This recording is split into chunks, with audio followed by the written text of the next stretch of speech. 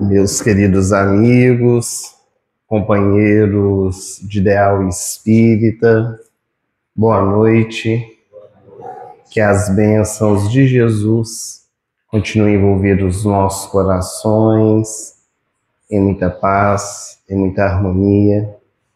É sempre uma alegria renovada ao nosso coração retornar à cidade de Aracaju, em especial nessa noite, visitar por primeira vez o Cristo Consolador.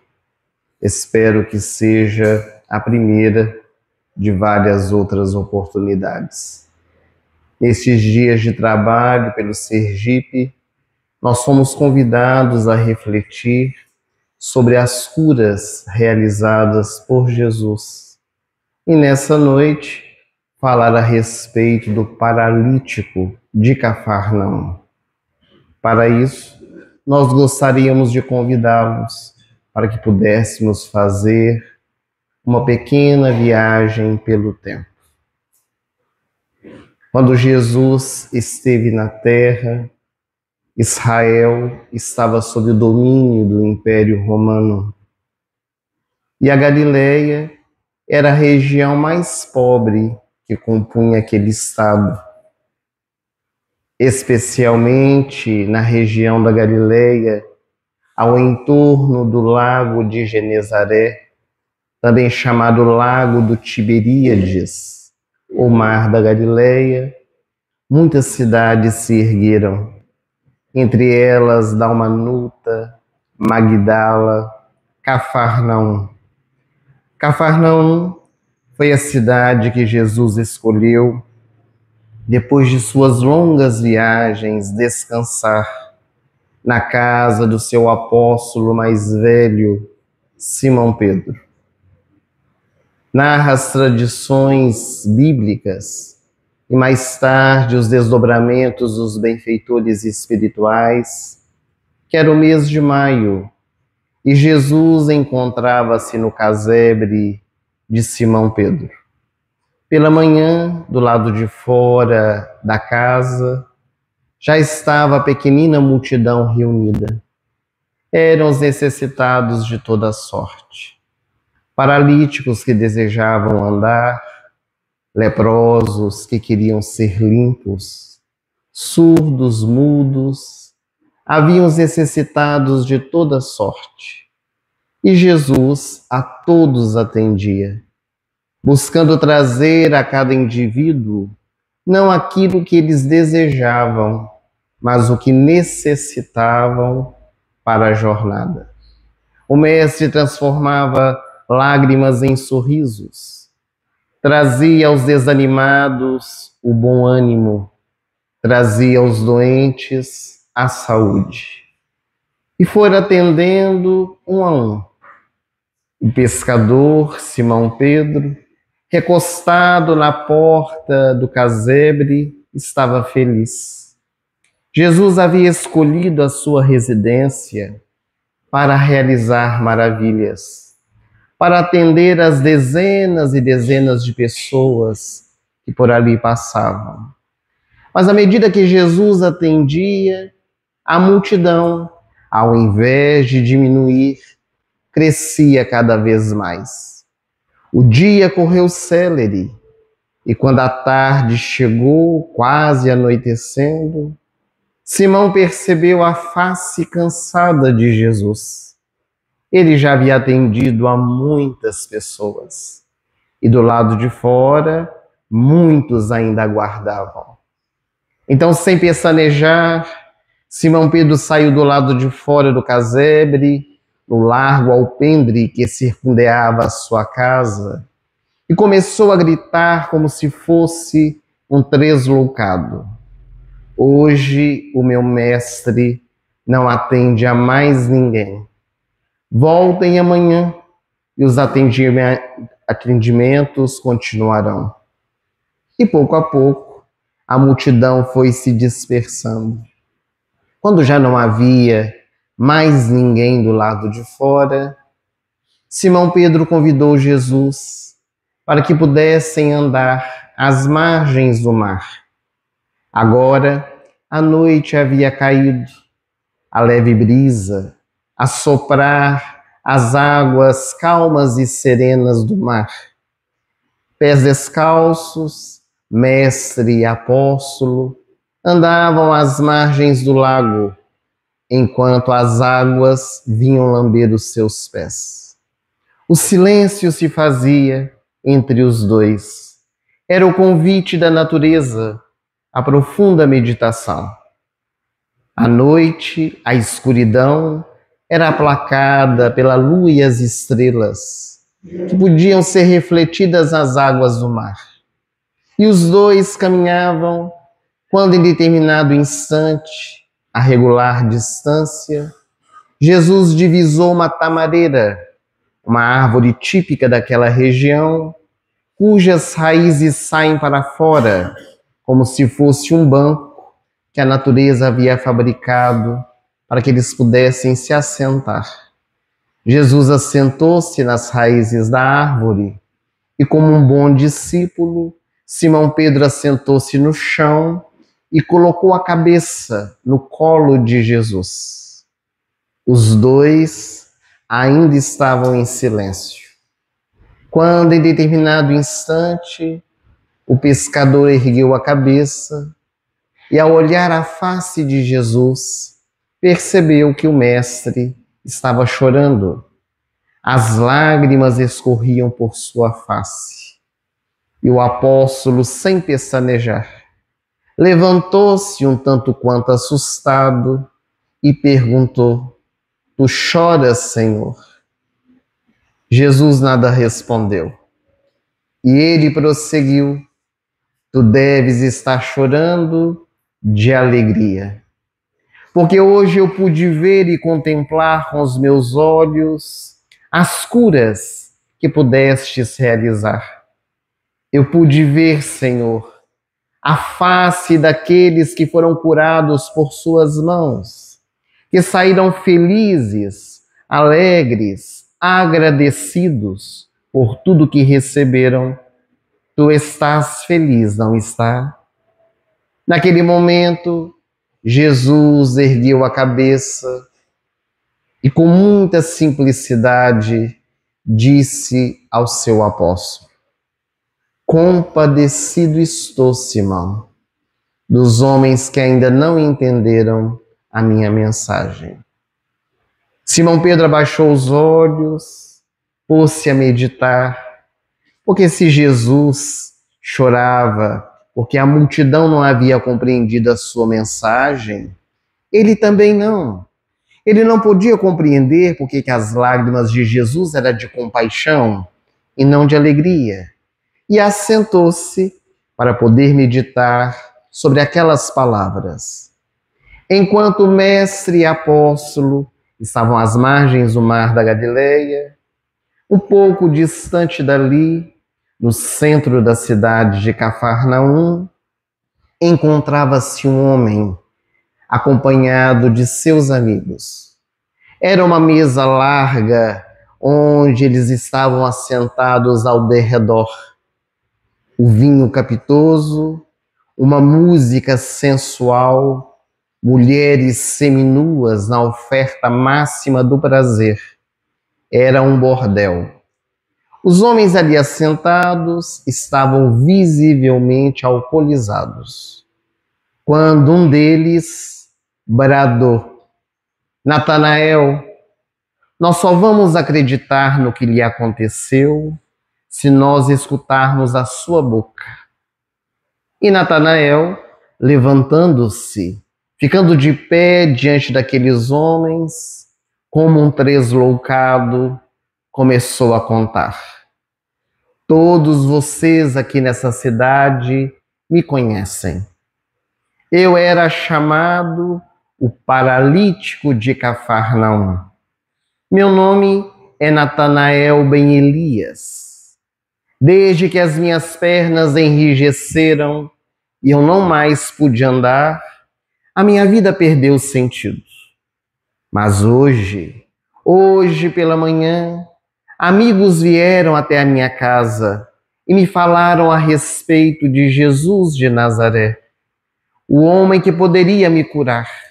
E uma esperança brotou dentro do meu coração. Eles carregaram a minha esteira, me levaram até a casa do pescador Simão Pedro, que todos aqui nessa cidade conhecem. E quando lá chegamos, o casebre do pescador estava tapado por uma multidão. Eram necessitados de toda sorte. Meus amigos pediam licença para que nós pudéssemos passar. Mas quem daria? Todos queriam falar com o Nazareno, as suas necessidades. E eu, que estava tão esperançoso, que via aquela luz acesa no final do túnel, parecia que ela estava se apagando. A minha esperança foi se desvanecendo quando eles me disseram: custe o que custar, tu vais falar com Jesus. Veja, Natanael, a casa de Simão Pedro é feita de pedras, 2 andares. Do lado de fora há uma escada que leva ao terraço. No terraço há uma abertura no teto, uma claraboia, de onde se entra a luz do sol e a luz do luar. Nós vamos te descer pelo telhado e tu vais falar com o Nazareno. E eles contornaram a multidão. Todos ficaram atônitos ao ver-nos subir, porque eles foram me carregando pelas escadas. Ao chegar no terraço, amarraram a minha esteira a cordas e eu desci pelo telhado do casebre de Simão. E à medida que a minha esteira ia descendo, o meu coração ficou descompassado. As minhas pernas trêmulas, as minhas mãos suarentas, quando os meus olhos se cruzaram com os de Jesus. E aquele homem parecia penetrar a minha alma. Ele nunca havia me visto. E olhando profundamente para mim, me perguntou: Natanael ben Elias, que tu queres de mim? A minha esteira foi colocada ao chão e eu lhe perguntei assustado: mas tu sabes o meu nome sem nunca ter me visto? Eu sou o bom pastor e conheço a todas as minhas ovelhas. Então, se tu me conheces, tu sabes o que eu desejo. Eu quero as minhas pernas de volta. Ele, então, compassivo e meigo, me disse: Natanael, os teus pecados estão perdoados. Naquele momento, um murmúrio se fez dentro da sala. Eram os doutores da lei, fariseus, saduceus, que ali se encontravam. E eles questionavam entre dentes: quem é este homem para perdoar pecados de alguém?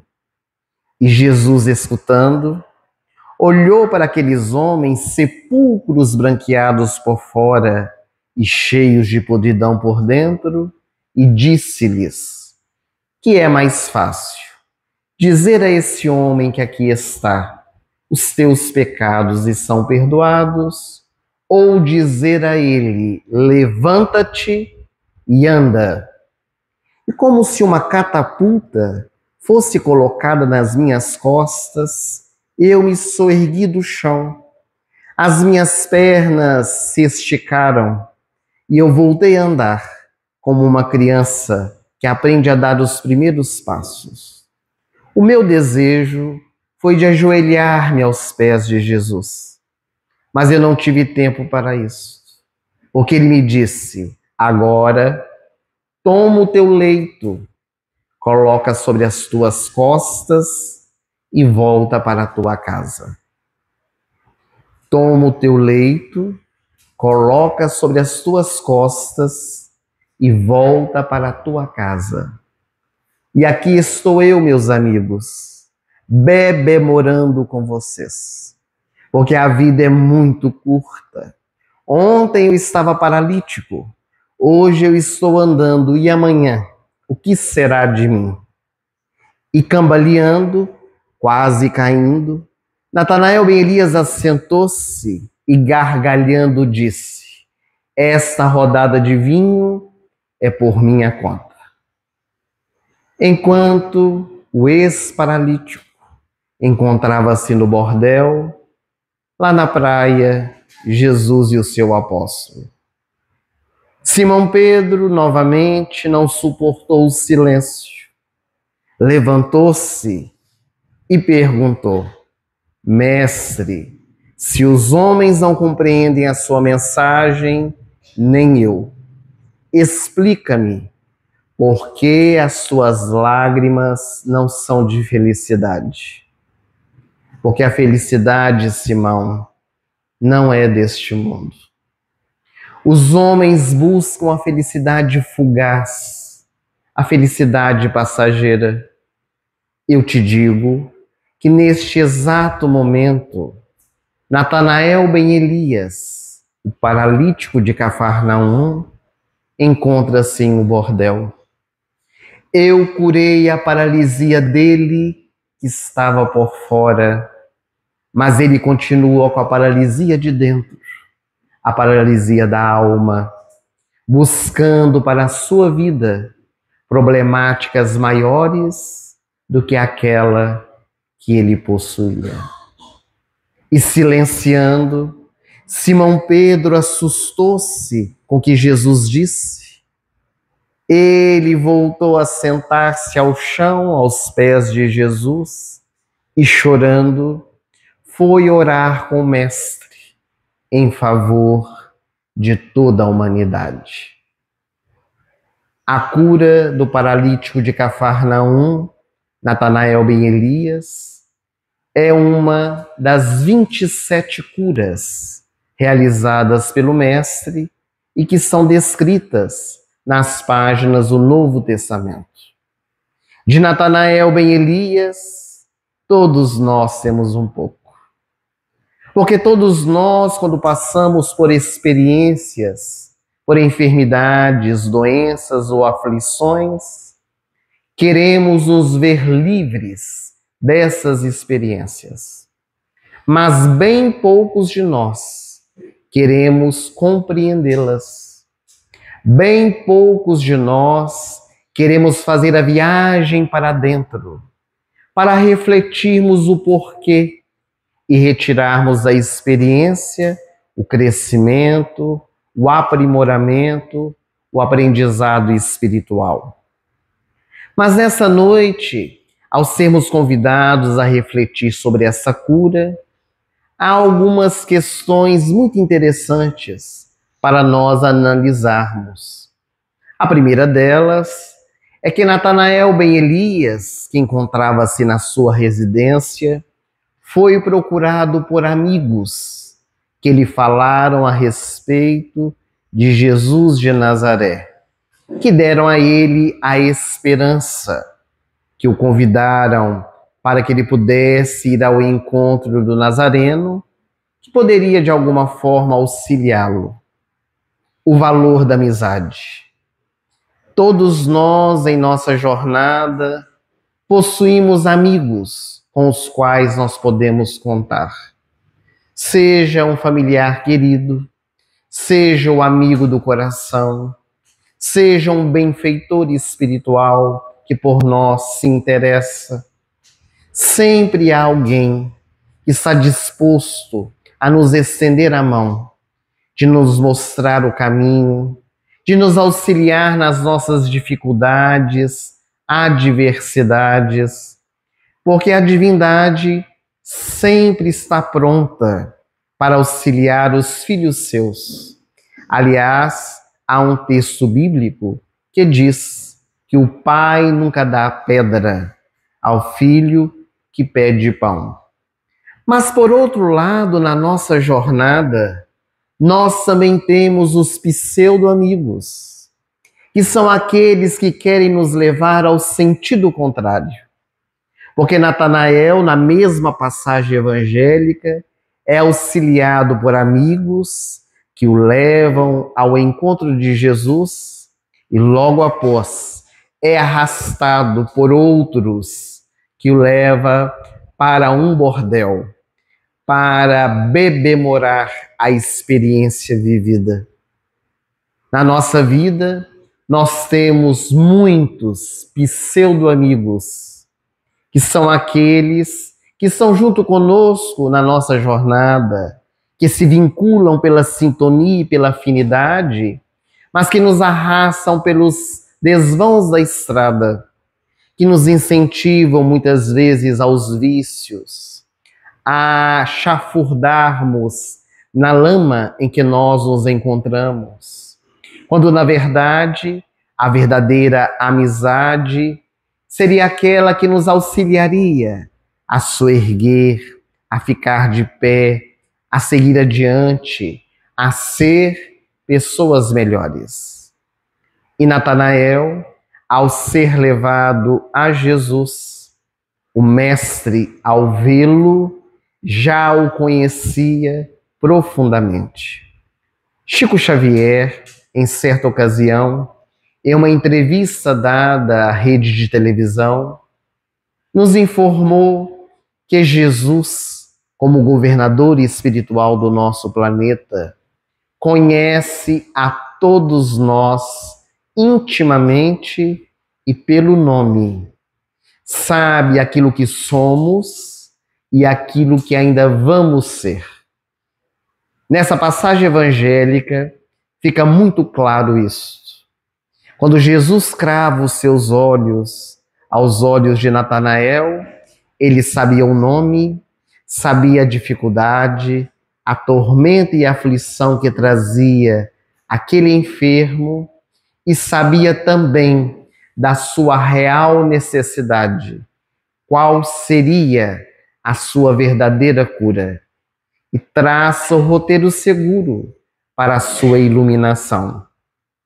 Naturalmente, que Natanael e Elias passavam por aquela experiência da paralisia por uma expiação.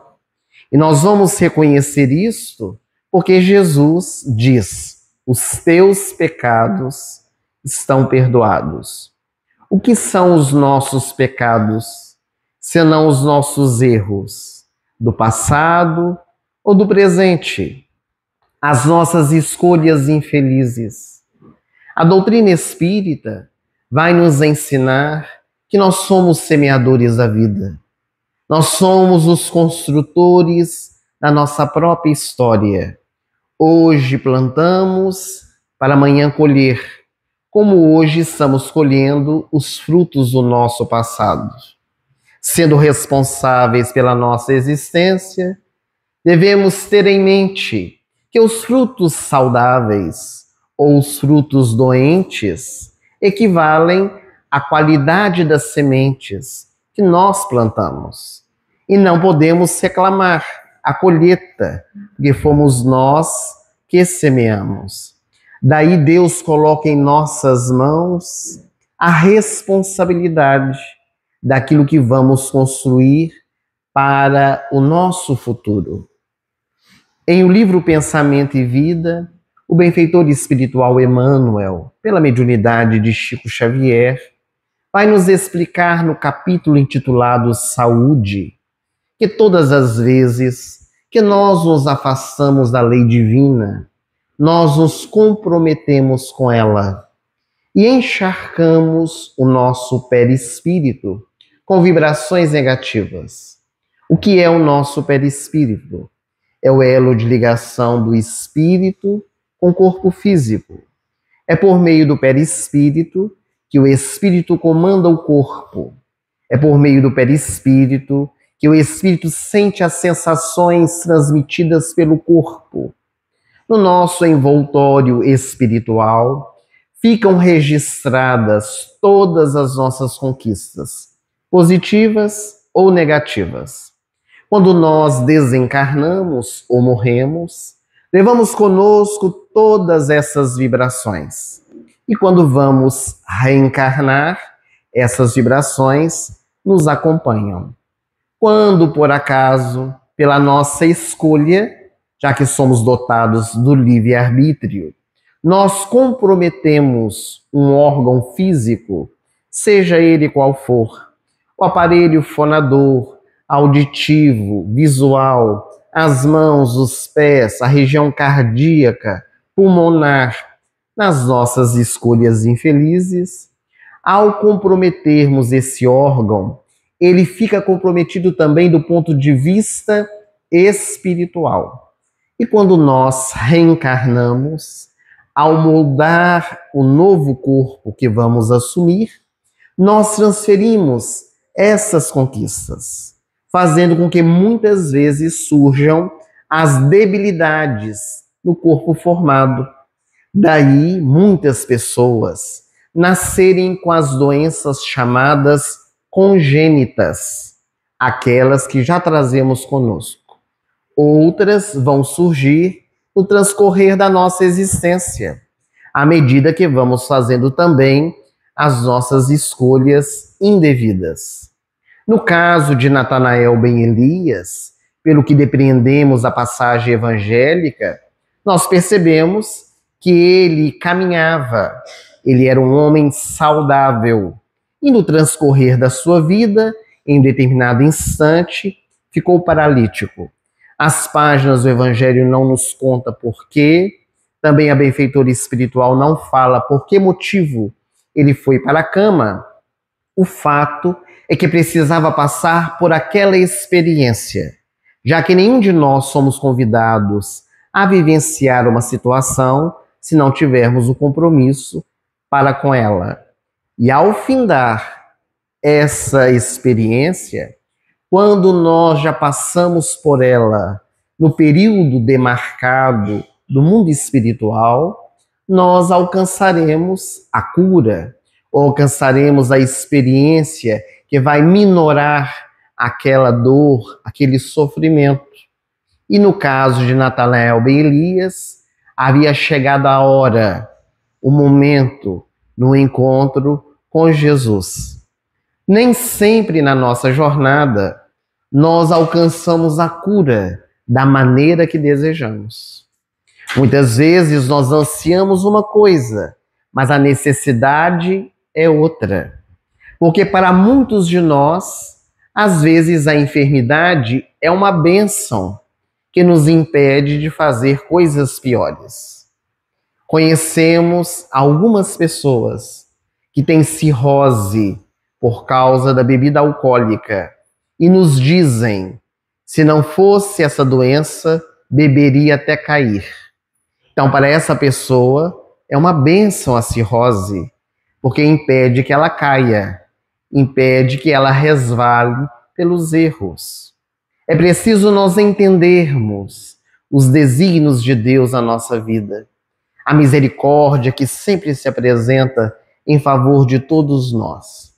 Naturalmente, que a proposta do Espiritismo não é aplaudirmos o sofrimento, nem desejar que ele se achegue em nossa vida. Mas quando bate a nossa porta, toda enfermidade quer trazer uma mensagem. E se nós não a decodificamos, nós não encontraremos a verdadeira cura. Podemos encontrar a cura aparente, aquela que surge e nós achamos que já estamos totalmente curados. E daí a pouco a enfermidade retorna, e às vezes com mais intensidade, pelo fato de nós ainda não termos aprendido aquilo que deveria ser aprendido, ou pelo fato de nós não termos curado interiormente. Nessa existência física, nós tivemos a oportunidade de conhecer um homem extraordinário que viveu nas Minas Gerais, no Triângulo Mineiro, em uma pequenina cidade chamada Ituiutaba. Ele ficou conhecido no Brasil inteiro com o cognome de O Gigante Deitado. Chamava-se Jerônimo Mendonça. Ele era muito jovem, com 18 anos de idade, foi diagnosticado com artrite reumatoide. Naquela época, não havia tratamento. A única coisa que ele sabia é que a doença iria avançar. E ele começou a utilizar 2 bengalas, depois foi para a cadeira de rodas, depois foi para a cama recurvada, Com 20 anos de idade, ele estava tetraplégico. Não movia nenhum membro do seu corpo, apenas os olhos e a boca. Como se isso não bastasse, ele teve uma problemática ocular e, procurando o oftalmologista da cidade, por imperícia médica, ficou cego de uma vista. A doença passou para o outro olho. Amigos pagaram para ele uma consulta na capital mineira, em Belo Horizonte. Ele foi consultar um dos maiores especialistas da época e, por imperícia médica, ficou cego da outra vista. Cego dos dois olhos, tetraplégico, andava carregado por 8 homens numa cama que fora desenhada para ele, recurvada, e com o microfone dependurado sobre a boca, falando sobre o Evangelho de Jesus. Naturalmente que para ele foi bastante difícil, principalmente no início. Estava no alvorecer da sua juventude, perder todos os movimentos, ficar dependente de tudo e de todos. Mas levava alegria aos corações. Aqueles que puderam escutá-lo entenderam a mensagem da vida saudável, embora o estado doente, porque ele demonstrou que é possível ser feliz, embora as problemáticas do dia a dia. E logo no princípio da sua enfermidade, tetraplégico, cego das 2 vistas, sendo espírita, ele procurou todos os recursos, inclusive os recursos espirituais, que pudesse auxiliá-lo. Naquela época, vivia também nas Minas Gerais, na cidade de Congonhas, um notável médium chamado José Arigó. Ele trabalhava com o espírito Adolfo Fritz, um espírito alemão que realizava muitas cirurgias e que havia curado dezenas e dezenas de pessoas. Então, eis que Jerônimo Mendonça deseja sair da sua cidade a quilômetros de distância para ir em busca de José Arigó. Naquela época as viagens eram muito difíceis, as estradas não eram asfaltadas. Ele andava numa Kombi amarrado atrás a cordas para que a cama não se movimentasse. Uma viagem penosa. E ele chegou em Congonhas. As filas eram imensas. As pessoas ficavam do lado de fora, uma casa muito simples onde vivia José Arigó. Quando um a um ia adentrando para o atendimento. O sol estava a pino, o sol muito quente, não como o de Aracaju, mas bem quente também nas Minas Gerais, quando lá de dentro vieram correndo e gritando na fila: o espírito Adolfo Fritz está chamando o homem da cama encurvada. Era Jerônimo Mendonça. Então os amigos logo carregaram a cama dele e foram entrando para dentro do lote para adentrar a casa de José Arigó. Somente que a porta era muito estreita e a cama não passava. E lá de dentro o espírito gritou: entre com esse homem, porque ele é de porta estreita mesmo. E eles com muita dificuldade foram tentando e conseguiram adentrar. Quando chegaram ao local onde atendia o espírito, que se comunicava através do médium, ele, alemão, fala muito forte, chegou próximo de José Arigó, bateu nas pernas dele e disse: o teu problema é uma enfermidade. Ele sabia, claro, essa enfermidade ele já sabia, já tinha sido diagnosticado. E o Espírito disse: o teu problema, a tua enfermidade é dos 3 Cs. Nenhum médico até aquele momento havia dado o diagnóstico. Doença dos 3 Cs. Que doença é essa? Que ninguém sabia. Todos se entreolhando, Jerônimo Mendonça esperando. E então o Espírito lhe disse: calma, karma e cama. É essa a sua enfermidade. Calma, karma e cama. E ele começou a aprender os desígnios de Deus, com obediência e com resignação. mostrando através das suas palestras que ele poderia retirar daquela experiência o aprendizado, o crescimento espiritual. Por diversas vezes nas suas palestras, brincou com a sua enfermidade, não de uma forma pejorativa, mas para mostrar que era feliz. Para nós elucidarmos, dentro da proposta de análise do paralítico de Cafarnaum, Jerônimo Mendonça narrou que, certa ocasião, ele estava indo fazer uma palestra numa cidade próxima de Tuiutaba, estava um tanto quanto atrasado, e o motorista resolveu pisar um pouco mais para chegar no horário. E eles passaram pela Polícia Rodoviária Federal e foram pegos pelo radar. Naquela época, que os motoristas tinham medo da Polícia Rodoviária Federal, porque hoje não tem, passam sem problema algum. Mas passaram, foram pegos pelo radar e logo o motorista escutou a viatura atrás da Kombi fazendo sinal para que eles parassem no acostamento. O motorista já começou a tremer de medo. Na parte de trás estava Jerônimo Mendonça, ele sempre andava na cama recurvado, um lençol jogado sobre suas pernas, porque ele ficava com as pernas abertas, os braços também, usava um óculos escuro.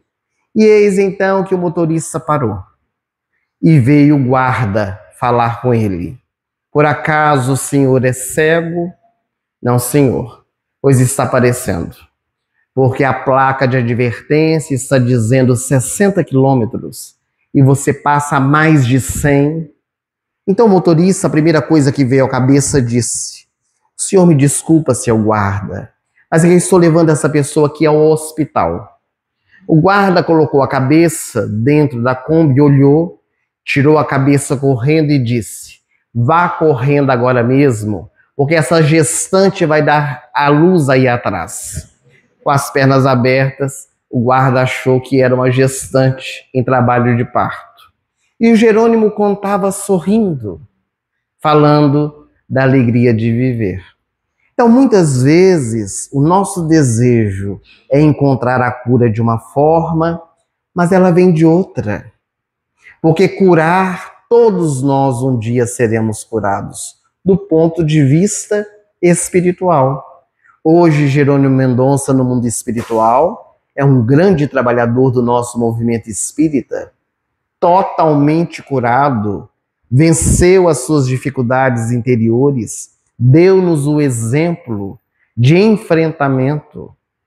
Então, a enfermidade para nós, ela pode se tornar uma bênção quando vivenciada com galhardia, procurando, é óbvio, os recursos que a medicina nos oferece, procurando os atendimentos e recursos espirituais, nós que somos espíritas, mas entendendo o processo.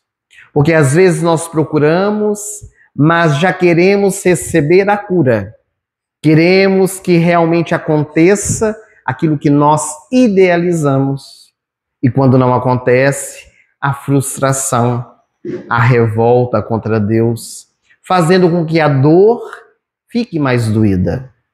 Então, o paralítico de Cafarnaum, ali diante de Jesus, quando o mestre lhe diz que os seus pecados estavam perdoados, Jesus, em outras palavras, estava dizendo: o seu compromisso expiatório termina agora, por isso poderá levantar-se e andar. Porque se não tivesse terminado o compromisso expiatório dele, sem dúvida alguma, Jesus não o curaria. Porque as experiências são para o nosso crescimento espiritual. Era o momento, era a hora. No entanto, Jesus o conhecia profundamente, como nos conhece, conforme dissemos. Uma pessoa que fica acamada durante muitos anos e volta a andar, qual será a sua primeira movimentação? O desejo de fazer tudo aquilo que não fez nos anos que ficou acamada. É natural. Nós ficamos 2 anos reclusos por causa de uma pandemia e quando voltou à normalidade, nós quisemos tirar o atraso dos 2 anos em escolhas infelizes. Em tudo na nossa vida é assim. Nós fazemos uma programação de reeducação alimentar para perder ou eliminar, como dizem os nutricionistas, tantos quilos. Vamos dar o exemplo, 10 quilos. E fazemos a reeducação alimentar, lutamos por não comer o que não pode, comer o que deve, e vamos eliminando os quilos e vamos ficando muito felizes até atingir aquele peso ideal que nós desejávamos. A alegria ficou instalada. Então o médico dá alta, ou então diz para nós continuarmos mantendo o equilíbrio. Mas aí a pouco, quando é liberado, nós comemos tudo aquilo que não comemos aqueles meses todos. E então o que acontece? Há o efeito rebote, onde ganhamos mais peso do que perdemos. Porque a vida é assim, tudo em excesso nos traz dificuldades. E Jesus, sabendo disso, ele então traz a verdadeira cura para o paralítico de Cafarnaum. Porque a verdadeira cura dele não era ele voltar a andar. A verdadeira cura do paralítico estava: toma o teu leito, coloca sobre as tuas costas e volta para a tua casa. Toma o teu leito, coloca sobre as tuas costas e volta para a tua casa.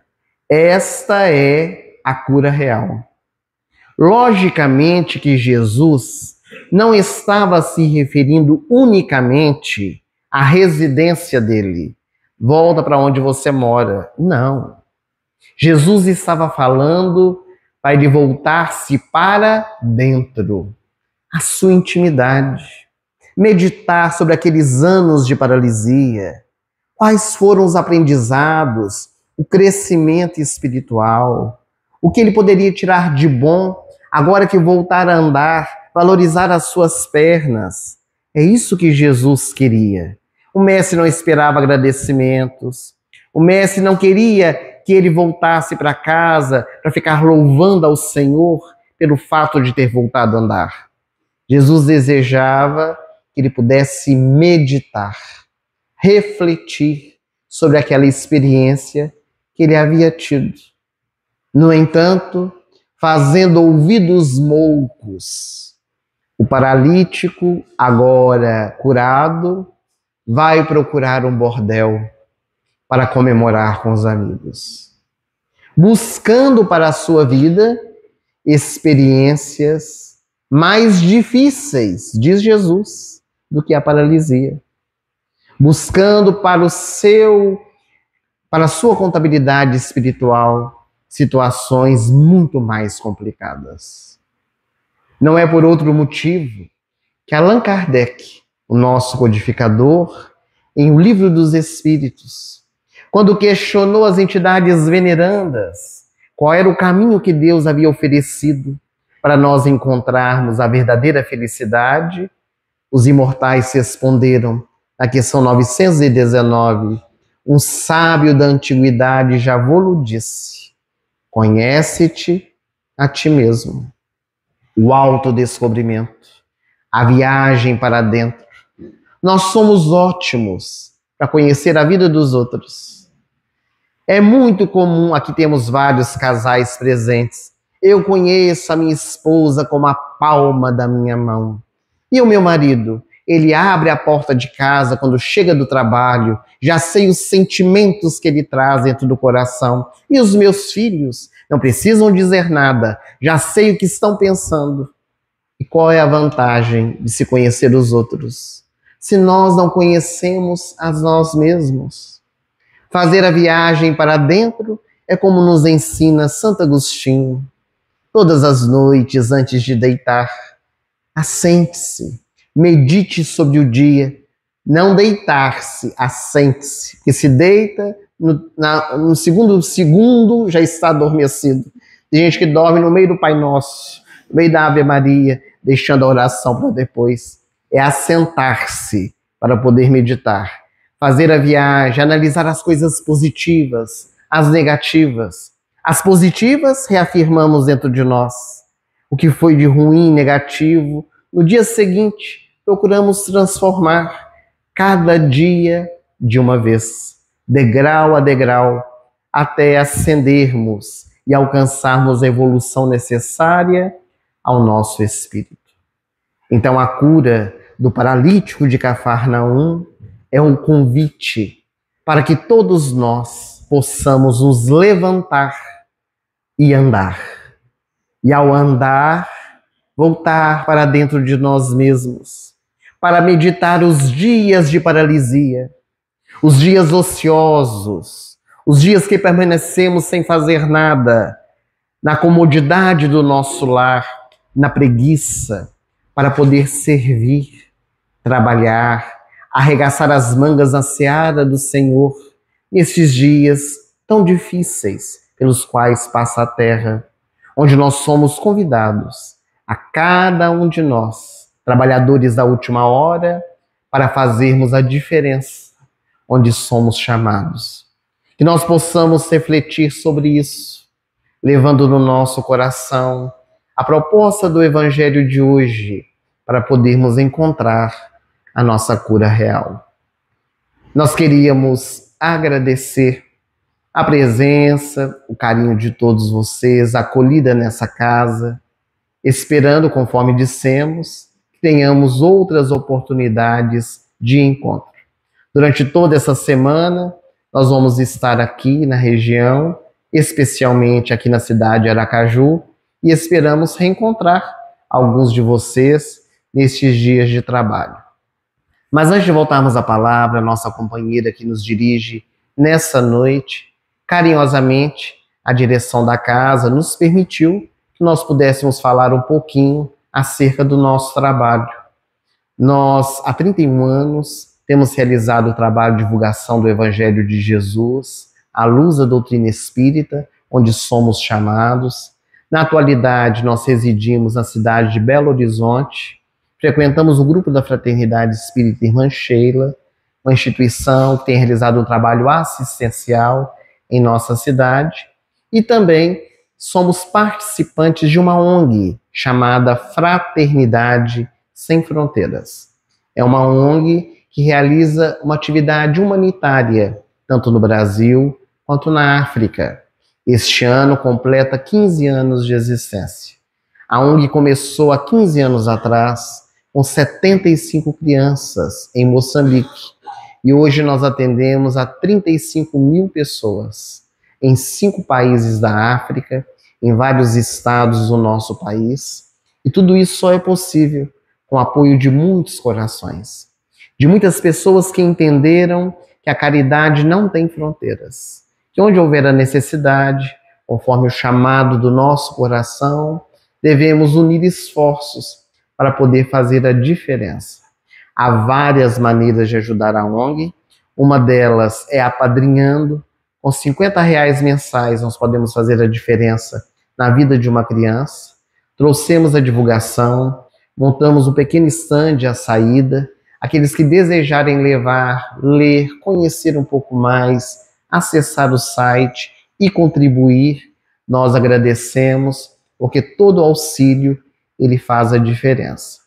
E nós temos 36 livros publicados para crianças e para adultos, cuja renda também é revertida para várias instituições, não apenas para a Fraternidade Sem Fronteiras.